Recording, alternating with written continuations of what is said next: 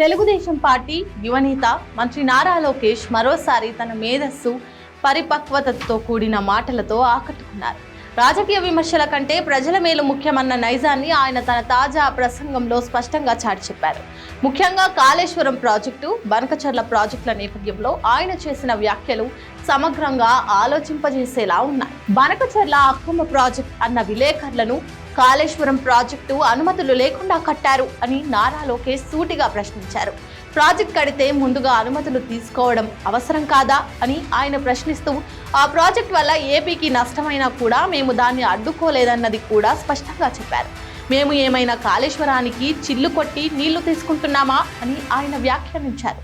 ఇది తెలంగాణ, ఆంధ్ర మధ్య సర్దుబాటుకు ఆయన ప్రాధాన్యతను, తెలుగువారి ఐక్యతపై ఉన్న గౌరవాన్ని సూచిస్తుంది. నారా లోకేష్ బనకచర్ల ప్రాజెక్టుపై మాట్లాడుతూ, ఇది గోదావరిలో సముద్రంలో కలుస్తున్న వృధా నీటిని కరువు ప్రాంతాలైన రాయలసీమకు మళ్లించే గొప్ప ఆలోచన అని వివరించారు. ఇది తెలివైన నీటి నిర్వహణకు ఒక ఉదాహరణ అని చెప్పవచ్చు. ప్రాజెక్ట్ అమలుకు అవసరమైన అనుమతులు ఎలా తెచ్చుకోవాలో తమకైతే తెలుసు, అవి ఖచ్చితంగా తెచ్చుకుంటామన్నారు.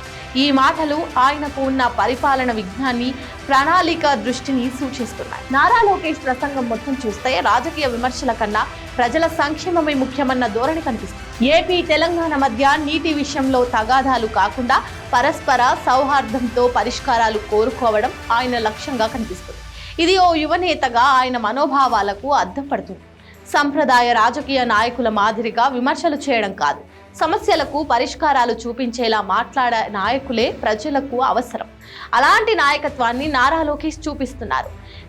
మేఘాల మాట్లాడిన ఆయన తాజాగా ప్రసంగం భవిష్యత్తులో అభివృద్ధి దిశగా తీసుకెళ్లే మంచి సంకేతం.